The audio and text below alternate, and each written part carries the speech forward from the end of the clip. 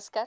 मी Pragya Mhetre, Sangli media communication व माय TV channel प्रस्तुत शारदोत्सव या कार्यक्रमामध्ये आपल्या सर्वांचं सहर्ष स्वागत. आपण गेली 6 दिवस झालं वेगवेगळ्या पद्धतीनं शारदोत्सव साजरा करत आहोत. कारण पहा ना, कोरोनाचं जे संकट आपल्या या देशावर आलेलं आहे, त्यामुळं अनेक मंदिरं आज बंद आहेत. मग आता आपली भक्तिगीतं, भजन, त्यानंतर अनेक स्तोत्र कशा पद्धतीनं आपल्याला ऐकायला मिळतील, पाहायला मिळतील आणि याच्यासाठीच आपल्याला सांगली मीडिया आणि माय टीव्हीने प्रक्षेपण आपल्या या शारदोत्सवाच्या कार्यक्रमातून दिलेलं आहे. आणि शारदोत्सव म्हणजे काय, तर आपल्या ह्या देवीचा जागरच आहे आणि या देवीचा जागर करण्यासाठी अनेक गोंधळी आले, यांनी गोंधळ देखील घातला. त्यानंतर महालक्ष्मी अष्टक झालं, महिषासुरमर्दिनी स्तोत्र झालं, विविध रूपातील देवीची स्तुती सुमने आपल्या भजनातून गायली. आणि आजच्या या शारदोत्सवाच्या 7व्या दिनानिमित्त आज असंख्य इथं पालक आणि शिक्षकही आपल्या स्टुडिओमध्ये उपलब्ध आहेत आणि ते आता आपल्याला कशा पद्धतीनं हा शारदोत्सव त्यांनी साजरा केलेला आहे त्यात आपण पाहणार आहोत. मी अस्मिता अविनाश पोटे, राणी सरस्वती देवी कन्या शाळा सांगली येथे कार्यरत आहे. सहाय्यक शिक्षिका म्हणून मी काम पाहते. स्त्रीशिवाय मनुष्य अपूर्णच आहे. कसं आहे बघा ना, शिक्षण घेत असताना विद्या, नेहमी उद्योग करत असताना लक्ष्मी, सकाळपासून सुरू होते ती उषा, दिवस गटा जाते ती संध्या, झोपी जाताना निशा, झोप लागली तर स्वप्ना, मंत्रोच्चार करताना गायत्री, दीप प्रज्वलन करताना दीपा, आपुलकीच्यासाठी नम्रता, उद्विग्नतासाठी शीतल, मंत्रोच्चार करताना गायत्री, वाचन करताना गीता, उद्विग्नपणात शीतल, आपुलकीच्या काळी नम्रता. मंदिरामध्ये आपल्याला भेटते दर्शना, श्रद्धा, पूजा, अर्चना आणि श्रद्धा तर आहेच. वृद्धपणी करुणा आणि ममता तर आहेच बरं. जीवन उजळविण्यासाठी उज्ज्वला, आनंद मिळवण्यासाठी कविता आणि कविता करण्यासाठी प्रतिभा, आणि सर्वात महत्त्वाचं, प्रश्न सोडवायचा असेल तर सुचली पाहिजे ती कल्पना. अशा कविता रचण्यासाठी असावी लागते जवळ ती म्हणजे प्रज्ञा. मी सौ अनिता महेशकुमार ठिगळे, राणी सरस्वती देवी कन्या शाळा सांगली इथं सहाय्यक शिक्षिका म्हणून कार्यरत आहे. आता नवरात्रोत्सव सुरू आहे आणि या उत्सवामध्येच महाराष्ट्रातील 3.5 शक्तिपीठातील एक पूर्णपीठ म्हणजे माहूरची रेणुका देवी. या माहूरच्या रेणुका देवीची, रेणुका मातेची तांदळाच्या रूपात का पूजा केली जातं याचं थोडक्यात महत्त्व मी सांगते. अनेक पुराणकथा सांगितल्या जातात. त्यापैकीच एक कथा अशी आहे की माता पार्वतीने कुळन देशाच्या राजाच्या पोटी जन्म घेतलेला होता. तिचं नाव रेणुका असं ठेवण्यात आलेलं होतं. तिचं लग्न शंकराचा अवतार मानला गेलेल्या जमदग्नी ऋषीसोबत तिचा विवाह लावून देण्यात आलेला होता. या जमदग्नी ऋषींच्याकडे सर्वांच्या मनोकामना पूर्ण करणारी कामधेनू गाय होती. राजा सहस्रार्जुन या राजाला या कामधेनू गायीचा मोह झालेला होता. ती कामधेनू आपल्याकडे असावी असं त्याला वाटत होतं. त्याने जमदग्नी ऋषींकडं या कामधेनू गायीची मागणी केलेली होती, पण जमदग्नी ऋषींनी ती मागणी फेटाळून लावलेली होती. तेव्हा जमदग्नी ऋषींचा पुत्र पराक्रमी परशुराम हा आश्रमात नसल्याची खात्री करून या सहस्रार्जुन राजांनी आश्रमावरती हल्ला केलेला होता आणि त्याच्यामध्ये त्यांनी जमदग्नी ऋषींना ठार मारलं आणि कामधेनू गाईला घेऊन तिथला सगळ्या आश्रमाचा विध्वंस करून ते तिथून निघून गेलेले होते. त्याच्यानंतर जेव्हा परशुराम आश्रमामध्ये आले, त्यांनी पाहिलं सगळा विध्वंस केलेला आणि कामधेनू गाईला पण घेऊन गेलेला आहे त्यांना समजलं. त्यावेळेस त्यांनी प्रतिज्ञा केली की सर्व क्षत्रियांचा मी संहार करीन, अशी त्यांनी प्रतिज्ञा केलेली होती. कामधेनू हिरावून नेलेली होती. परशुराम जेव्हा आश्रमात आले तेव्हा त्यांनी हे सर्व पाहिलं, तिथला झालेला उद्ध्वंस पाहिला आणि ते रागाने लालबुंद झालेले आणि त्यांनी त्यावेळेस प्रतिज्ञा केली की पूर्ण क्षत्रियांचा मी संहार करेन, अशी परशुरामांनी प्रतिज्ञा केली. पित्याचा अंत्यसंस्कार करण्यासाठी त्यांना कोरी भूमी हवी होती, म्हणून त्यांनी काय केलं, एका कावडमध्ये जमदग्नी ऋषींचं पार्थिव ठेवलं. एका कावडमध्ये त्यांनी माता रेणुकेला बसवलं आणि जिथं कोरी भूमी सापडेल तिच्या शोधात ते इकडं तिकडं भटकत राहिले. त्याच वेळेस श्री दत्तात्रेयांनी त्यांना एक कोरी भूमी दाखवलेली होती. तिथंच पित्याचा अंत्यसंस्कार कर असं त्यांना आज्ञा केलेली होती.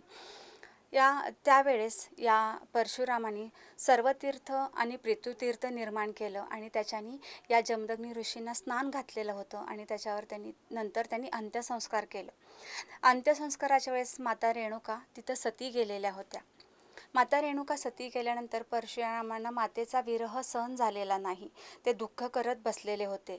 त्याच वेळेस आकाशवाणी झालेली होती आणि आकाशवाणीमध्ये असं सांगितलं की तू डोळे मिटून आईचं स्मरण कर आणि जोपर्यंत सांगत नाही तोपर्यंत डोळे उघडायचे नाहीत. परशुराम तिथंच बसून माता रेणुकेचं स्मरण करायला लागले, पण त्यांना धीर धरवेना आणि त्याच्यातच त्यांनी काय केलं, डोळे उघडलं आणि डोळे उघडून बघितलं तर त्याच वेळेस फक्त रेणुका मातेचं मुख बाहेर आलेलं होतं आणि हे मुख तिथं आता आपण सध्या माहूरगड म्हणतो तिथंच हे मुख थोडंसं वरती आलेलं होतं आणि म्हणून त्या मुखाचीच पूजा म्हणून तांदळाच्या रूपातील या मातेची पूजा केली जाते. देवी महात्म्यात नवरात्राचं अनन्यसाधारण महत्त्व आहे. हा नवरात्र उत्सव म्हणजेच आदिशक्तीच्या पराक्रमाचा, शौर्याचा, रणसंग्रामाचा पवित्र काळ. सतत 9 दिवस रणचंडिकेने दुष्ट राक्षसांसोबत घनघोर युद्ध करून आपला पराक्रम दाखवला, तो हा कालखंड.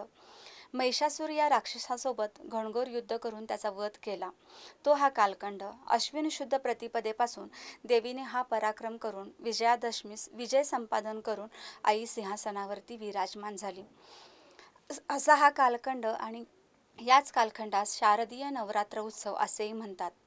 शारदीय नवरात्रोत्सव रेणुकाच्या गडावरती अतिशय शुचिर्भूत वातावरणात निस्सीम श्रद्धेने साजरा केला जातो. प्रेक्षको, या शारदोत्सवामध्ये आपल्याला अश्विनी पोटे मॅडम ज्यांनी स्त्रीशिवाय मनुष्य अपूर्णच आहे, मग त्या स्त्रीशिवाय कसा अपूर्ण आहे याचं आपल्याला माहिती सांगितली. यानंतर अनिता ठेगळे मॅडमनी माहूरच्या रेणुका देवीचं महात्म्य आपल्याला सांगितलं आणि अजून काही गीतं, त्यानंतर अजून काही किस्से आपल्याला ऐकायला मिळणार आहेत. तत्पूर्वी घेऊ एक छोटीशी विश्रांती आणि तुम्ही पाहत राहा फक्त आणि फक्त सांगली मीडिया माय टी व्ही चॅनल.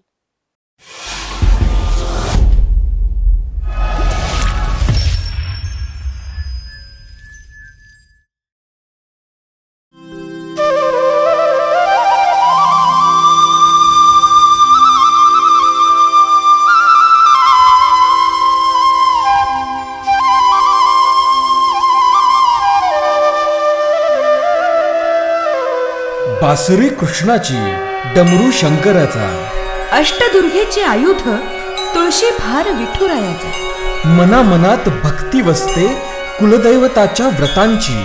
नाही गरज आता जाऊन दर्शन घेण्याची. घरी बसून सारे देव येतील समोर साक्षात. SMC लाईव्ह दर्शन चॅनल लावा, रंगा भक्ती रसात.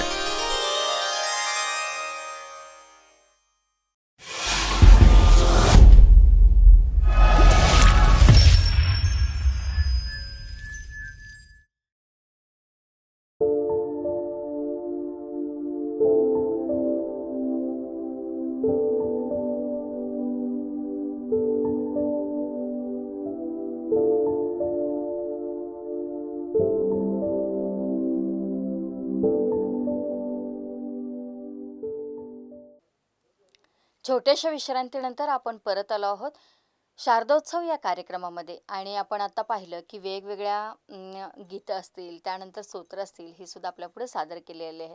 त्यानंतर सासूरवास कसा असतो आणि ए ते झेडपर्यंत आपल्या या देवीची काय काय नावं आहेत याविषयी सुद्धा सखोल माहिती इथं देण्याचा पालकांनी प्रयत्न केलेला आहे. यानंतर कोण ह्या तिघी याविषयी माहितीसुद्धा दिलेली आहे. आता या कोण ह्या तिघी, त्यानंतर सासूरवास कसा आहे आणि ए टू झेड हे देवींची नावं काय आहेत हे आता आपण जाणून घेऊया. माझे नाव लक्ष्मी कुमार पुजारी. मी आज आपण सर्वांना ABCDमध्ये देवीचे नावे दडलेले आहेत. ते आपण सर्वांना तर देवीचे नावे माहीत आहेत, पण ABCDमध्ये जे नावे A to Z पर्यंत दडलेले आहेत ते आपण सर्वजण जाणून घेणार आहोत. A म्हणजे आंबे, B म्हणजे भवानी, C म्हणजे चामुंडा, D म्हणजे दुर्गा, E म्हणजे एकरूपी, F म्हणजे फरसादिनी देवी, G पासून गायत्री, H पासून हिंगलाज देवी, I पासून इंद्रायणी देवी, जे पासून जगदंबा देवी, के पासून का महाकाली देवी, एल पासून लक्ष्मी देवी, एम पासून नारायणी देवी, एम पासून महामाया देवी, एन पासून नारायणी देवी, ओ पासून ओंकारेणी देवी, पी पासून पद्मना देवी, क्यू पासून कात्यायनी देवी, आर पासून रत्नप्रिया देवी, एस पासून शीतला देवी, टी पासून त्रिपुरा दुर्गा देवी, यू पासून उमा देवी, व्ही पासून वैष्णवी देवी, वाय पासून ययाती देवी, झेड पासून जयवना देवी. असे ABCDमध्ये A to Z देवींची नावे आहेत. सर्व मंगले मांगल्ये शिवे सर्वार्थ साधिके शरण्ये त्र्यंबके गौरी नारायणी नमोस्तुते. जगदंबे जगदंबे. नमस्कार. सौ जयश्री नवनाथ नन्नवरे माझे नाव. मी करोनाचा सासरवास सांगणार आहे. सर्वात जास्त सासरवास कोण केला असावे? सर्वात जास्त सासरवास कोण करणार? आपला हा करोनाच. आपला हा करोनाच. हे मेल्या करोनाचा बाहेर जाऊ देत नाही, मैत्रिणीला भेटू देत नाही किंवा शॉपिंग खरेदी करू देत नाही आहे. धुणं भांडी तूच कर, लोटून झाडून तूच काढ, स्वयंपाक रात्रंदिवस स्वयंपाक तूच कर. मास्क घातल्यामुळे बोलायची पण बंदी आली व कुठे जाता पण येत नाही. किती हा छळ ह्या नव्या सासूबाईचा करोनाचा. ह्याचे नाव आहे श्रीमती करोना कोविड. माझं नाव सौ तेजस्वी गणेश पाटील. मी आज एक कविता म्हणणार आहे. कवितेचे नाव आहे कसं आहे ना. एक कागदाचं पान असतं, श्री लिहिलं की पूजलं जातं. प्रेमाचे 4 शब्द लिहिले की जपलं जातं. काही चुकीचं आढळलं की फाडलं जातं. एक कागदाचं पान असतं, कधी त्याला विमान बनवून भिरकावलं जातं, कधी होडी बनवून पाण्यात सोडलं जातं, कधी भिरभिरं बनवून वाऱ्यावर भिरकावलं जातं आणि कधी निरुपयोगी म्हणून चुरगाळलंही जातं. एक कागदाचं पान असतं जे लेखकाच्या लेखणीला हात देतं, जे चित्रकाराच्या चित्राला साथ देतं, जे व्यापाराच्या हिशोबाला ज्ञात ठेवतं आणि हो, वकिलासोबत कोर्टात गेलं की साक्षही देतं. एक कागदाचं पान असतं, पेपरवेट ठेवलं की एकदम गप्प बसतं, काढून घेतलं की स्वच्छंदी फिरतं आणि कशात अडकलं तर फडफडायलाही लागतं. एक कागदाचं पान असतं, ज्यावर बातम्या छापल्या की वर्तमानपत्र बनतं, प्रश्न छापले की प्रश्नपत्रिका बनते, विवाहाचं निमंत्रण छापलं की लग्नपत्रिकाही बनते, तर कधी आदेश संदेश लिहिले की टपालही बनते. एक कागदाचं पान असतं, माणसाच्या जीवनात आणि त्यात खूप साम्य असतं. एक कागदाचं पान असतं, जन्माला आलं तर बर्थ सर्टिफिकेट बनतं, निधन झालं तर डेथ सर्टिफिकेट बनतं. मी सुवर्णा पाटील.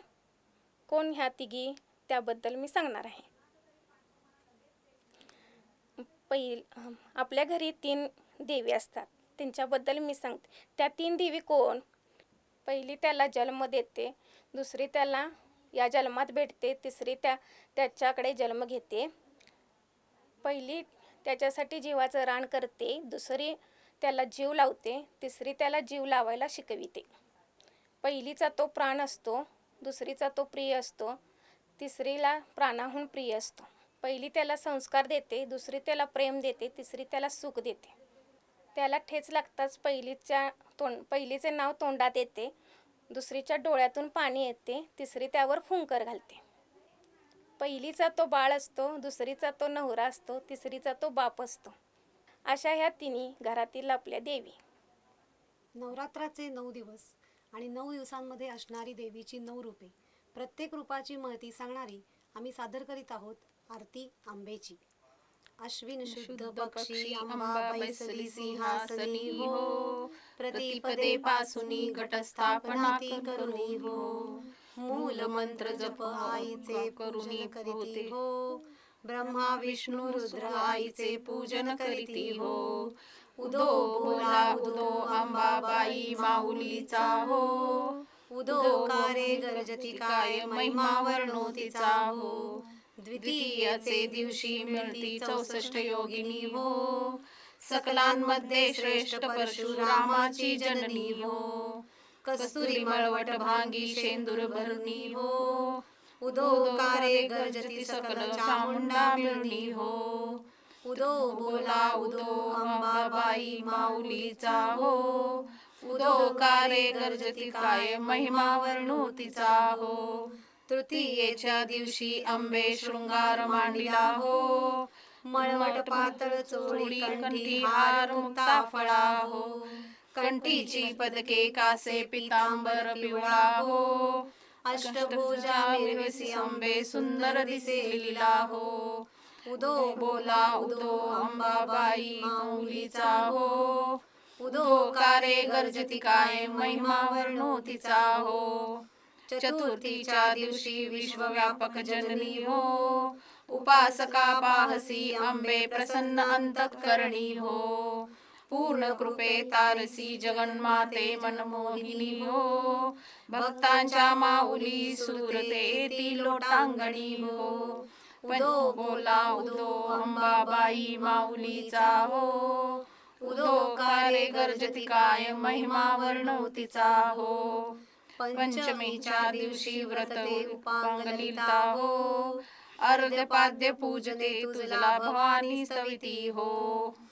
रात्रीचे समयी करीती जागरण हरिकथा हो, आनंद प्रेमते आले सद्भावे क्रीडता हो, उदो बोला उदो अंबाबाई माऊलीचा हो, उदोकारे गर्जती काय महिमा वर्णो तिचा हो, षष्टीच्या दिवशी भक्ता आनंद वर्तला हो, घेऊन दिवट्या हस्ती हर्षे गोंधळ घातला हो, कवडी एक अर्पिता देसी हार मुक्ता फळा हो, जोगवा मागता प्रसन्न झाली भक्त कुळा हो, उदो बोला उदा अंबाबाई माऊलीचा हो, उदोकारे गर्जती काय महिमा वर्णो तिचा हो, सप्तमीच्या दिवशी सप्तशृंग गडावरी हो, तेथे तू नांदसी भोवती पुष्पे नाना परी हो, जाई जुई शेवंता पूजा रेखेली बरवी हो,